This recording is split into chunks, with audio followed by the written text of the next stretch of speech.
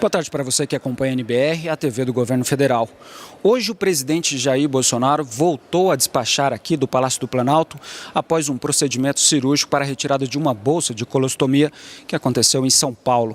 A agenda de compromissos do presidente nesta segunda-feira começou logo cedo. Às 7h30 da manhã, o presidente recebeu o ministro da Casa Civil, Onyx Lorenzoni, ainda no Palácio da Alvorada. Já aqui no Palácio do Planalto, às 9 horas, o presidente Bolsonaro participou de reunião com o ministro Onyx Lorenzoni, o subchefe para assuntos jurídicos da Casa Civil, Jorge Antônio de Oliveira, e os pastores Jerônimo Martins e Luiz Carlos Gonçalves. Logo depois, reunião com os ministros da Defesa, Fernando Azevedo, de Relações Exteriores, Ernesto Araújo, e do Gabinete de Segurança Institucional, Augusto Heleno. Às 11h40, o presidente Bolsonaro se reuniu com o vice-presidente Hamilton Mourão e José Ângelo Mazilo, secretário adjunto da Secretaria de Política Agrícola do Ministério da Agricultura, Pecuária e Abastecimento. Mais cedo, pelo Twitter, o presidente falou sobre leilões de concessões de 12 aeroportos que vão gerar investimentos de 3,5 bilhões de reais. Segundo o presidente Bolsonaro, os 12 aeroportos que serão concedidos estão previstos em 3 blocos: Nordeste, Sudeste e Centro-Oeste. Entre os aeroportos estão o de Recife, Maceió, Vitória e o de Cuiabá, em Mato Grosso. Ainda pelo Twitter, o presidente informou que todos os leilões dos 12 aeroportos estão previstos para serem realizados até o mês de março deste ano e destacou que essas concessões vão gerar qualidade no serviço, emprego e economia. As concessões destes aeroportos é uma das medidas previstas na agenda dos 100 dias de trabalho do governo. Além dos terminais aeroportuários, o Ministério da Infraestrutura ainda pretende arrendar mais 10 terminais portuários e a ferrovia Norte-Sul ainda nos 100 primeiros dias de governo. De Brasília, Pablo Mundim.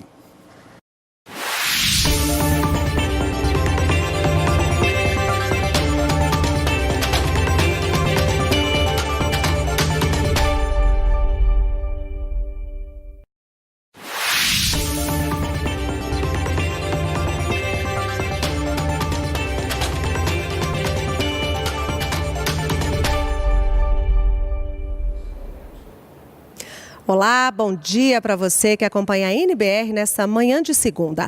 O governo federal determinou a eliminação de todas as... Ótimo para aproveitar a praia. Já estamos pensando em voltar. A casa tem uma energia incrível e detalhes que fazem toda a diferença. Airbnb.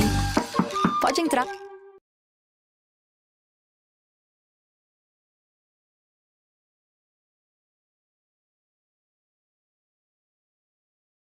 Barragens do tipo A montante no Brasil. Esse método é o mesmo das barragens de Mariana, que se rompeu em 2015, e Brumadinho, que se rompeu este ano. A determinação, a resolução é da Agência Nacional de Mineração e foi publicada hoje no Diário Oficial da União. A determinação da Agência de Mineração é que estas barragens que estejam sem uso sejam extintas até 2021. Já as que estão em funcionamento devem ser eliminadas até 2023. E as empresas responsáveis por essas barragens do tipo A montante devem apresentar até agosto deste ano um projeto técnico para que não haja risco nas obras. Segundo a Agência Nacional de Mineração, o modelo de barragens a montante foi amplamente usado nas décadas de 1970 e 90, porque ele tem um menor custo para o empreendedor. Mas, de acordo com a agência, esse método não é seguro e não pode mais ser tolerado no país. Aqui no Palácio do Planalto, o presidente Jair Bolsonaro passa todo o dia, mas sem compromissos oficiais. Ele se dedica nessa segunda-feira a despachos internos. Ele já está no Palácio do Planalto. Eu volto a qualquer momento com outras informações. Continue com a gente, não saia daí, na TV e nas nossas redes sociais.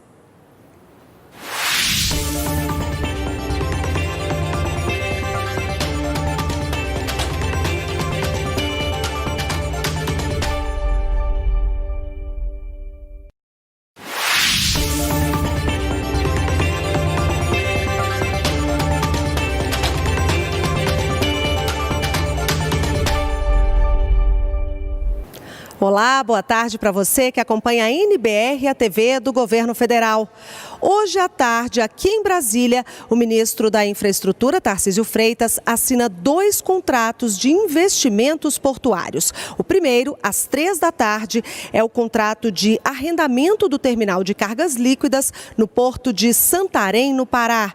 Às 4 da tarde, o ministro assina o contrato de adesão do terminal do Porto do Açu, no estado do Rio de Janeiro, para movimentação de gás natural liquefeito. A previsão dos 2 contratos é de 16 bilhões de reais em investimentos. E o governo federal informou ainda que vai leiloar no dia 22 de março outras 4 áreas portuárias, 3 em Cabedelo, na Paraíba, e uma em Vitória, no Espírito Santo. Esses terminais são destinados à movimentação e armazenagem de combustíveis. Eu estou no Palácio do Planalto, onde o presidente Jair Bolsonaro se dedica durante toda essa segunda-feira a despachos internos. Ele chegou aqui por volta das 8 horas da manhã e ainda não saiu para almoçar. Nós voltamos a qualquer momento com outras informações. Continue com a gente aqui na TV e nas nossas redes sociais.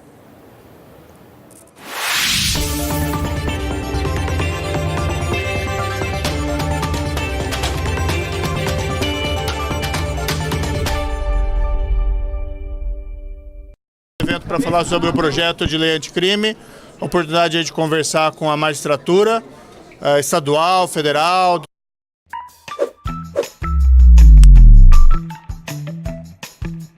O processo de cadastro na EasyInvest é 100% online. Você pode entrar no nosso app ou no portal. Mas olha só, antes de começar, já Trabalho, todos muito qualificados e todos com sugestões e críticas pertinentes aí ao projeto de lei anticrime. Como eu disse anteriormente, nós estamos abertos a sugestões e críticas. Deve ser apresentado na próxima semana, já que o presidente Jair Bolsonaro se restabeleceu. Certo? Na sua apresentação, o senhor indicou que a condenação em segunda instância pode sofrer uma resistência no Congresso? Não, eu acredito que já houve várias decisões do Supremo no sentido da constitucionalidade e eu acredito, claro, que nós vamos conversar com os parlamentares e vamos tentar convencê-los de que essa é a melhor maneira para nós termos uma justiça no Brasil que funciona e que não leve décadas para chegar a uma decisão muitas vezes relacionada à condenação de criminosos perigosos. O sistema precisa ser mais eficiente e acredito que os parlamentares estão abertos a esse convencimento. Em que sentido o trabalho do STJ pode mudar com esse projeto? O trabalho do STJ? Sim. Como o senhor acha que vai alterar, vai ficar mais fácil para os ministros lidarem com a questão criminal? O Supremo Tribunal de Justiça hoje tem um excesso de processos, assim como o Supremo Tribunal Federal. Quando se valoriza as decisões das instâncias inferiores, da segunda instância, por exemplo, isso provavelmente vai levar a uma diminuição da carga de processos progressiva do Superior Tribunal de Justiça. Porque o simples fato de recorrer para retardar a efetividade de uma condenação criminal não vai ser mais um fator que conte tanto. Com isso, provavelmente vai haver um desestímulo a recursos de cunho meramente protelatório, que levem a alongar o processo. A última pergunta, porque eu tenho que ir, tá? O presidente Jair Bolsonaro determinou a abertura da investigação. Gostaria de saber se o senhor determinou a abertura da investigação sobre os repasses do PSL a possíveis candidatos laranjas, se o senhor já determinou essa abertura da investigação, quem vai conduzir e o que já foi apurado. Se o senhor presidente Jair Bolsonaro proferiu uma determinação, a determinação está sendo cumprida. Então os fatos vão ser apurados e eventuais responsabilidades após as investigações vão ser definidas. PCC, ministro! Ainda está em discussão. E a verdadeira discussão começará no Congresso Nacional. Mesmo um projeto que venha completo, com a expectativa de tratar das questões mais importantes, o local para os grandes debates é no Congresso Nacional. E os juízes estão fazendo o seu papel, porque essa é uma questão de Estado, não é uma questão de governo. Parece que tem 2 pontos que já há um consenso, né? O plea bargain e as videoconferências. Essa pesquisa, uma pesquisa da MP mostra que os juízes...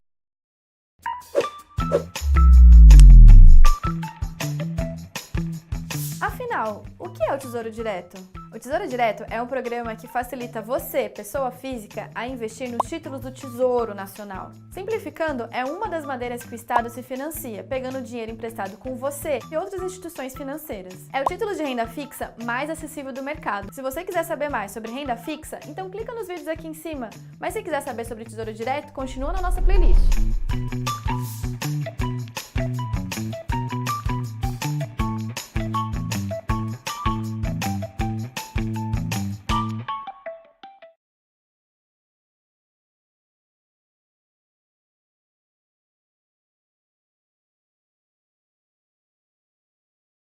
Juízes entendem que essas duas medidas podem acelerar o processo e tornar mais eficiente. Eu também penso assim? Esta reunião de hoje é para nós analisarmos o texto legislativo que está sendo apresentado. Há uma concordância geral dos juízes, no sentido de que a impunidade no Brasil é algo que solapa os alicerces do Estado de Direito, que a corrupção destrói o princípio da soberania do voto popular e a confiança dos eleitores no seu sistema eleitoral, e que também nós temos que analisar todos esses sistemas na perspectiva da dignidade da pessoa humana, com grande preocupação em estabelecer regras que sejam adequadas, que combatam esses problemas e deficiências, mas que fortaleçam, ao final, o Estado democrático de direito no nosso país. Ministro, a expectativa com relação à tramitação lá no Congresso deve ser fatiada? O que o senhor espera? O que vocês esperam com relação a isso? A demora? A questão da Previdência, se vai prejudicar essa tramitação conjunta? Para nós juízes, um dos pontos altos desta iniciativa do ministro Sérgio Moro é tratar em um único texto, pela primeira vez no Brasil, a chamada criminalidade violenta, muitas vezes praticada nas periferias do Brasil, e a criminalidade do colarinho branco, aí se incluindo os ilícitos em torno da corrupção. Ou seja, não é possível que no Brasil se façam leis voltadas para o crime comum e que depois se tratem em leis separadas a criminalidade que mais afeta as bases mesmas do Estado de Direito no nosso país. Um possível fatiamento, então, prejudica o projeto?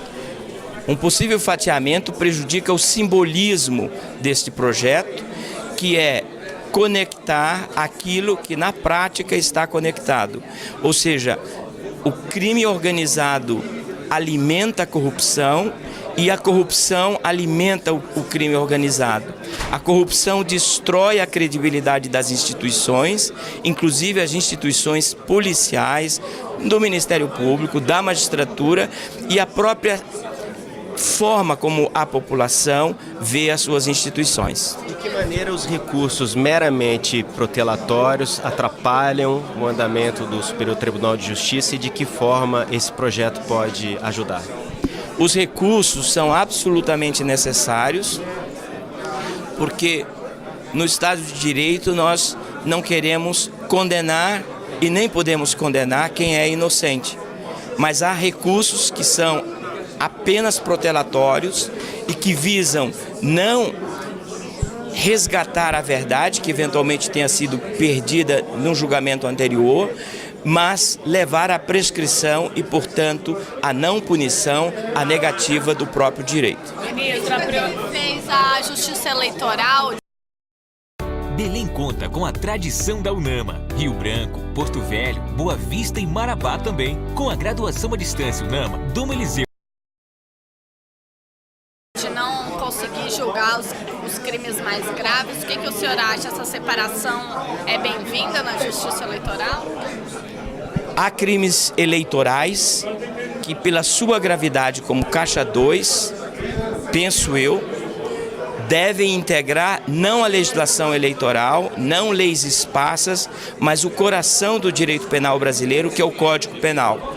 Ou seja, se o Código Penal é o estatuto que reúne os crimes mais graves que possam ser praticados contra a sociedade, contra a população, contra as instituições, contra bens fundamentais, é evidente que o Caixa 2 deve constar do Código Penal brasileiro. Ministro, o governo já indicou que a Previdência é a prioridade máxima. Isso não pode prejudicar o andamento desse outro projeto? Os deputados e senadores já disseram que não vão atropelar, que não vão analisar de forma conjunta tudo ao mesmo tempo agora. Como é que o senhor avalia? São duas pautas diferentes, com enfoques e destinatários diferentes. A reforma da Previdência, absolutamente necessária, tem uma conexão muito forte com o mercado, no sentido de demonstrar que as contas públicas do nosso país serão estabilizadas e o déficit público reduzido e, se possível, até acabado. A pauta da lei anticrime é dar uma resposta à população brasileira e não apenas ao mercado, aos milhões de brasileiros que sofrem com a violência, com o crime organizado, com a corrupção e que não pode sair de casa. Então, são pautas separadas, mas penso eu que convergem. Em vez de uma prejudicar a outra, o que nós temos são pautas que vão propiciar os deputados e senadores se dedicarem a um só tempo a questões que são fundamentais para o nosso país. Obrigada.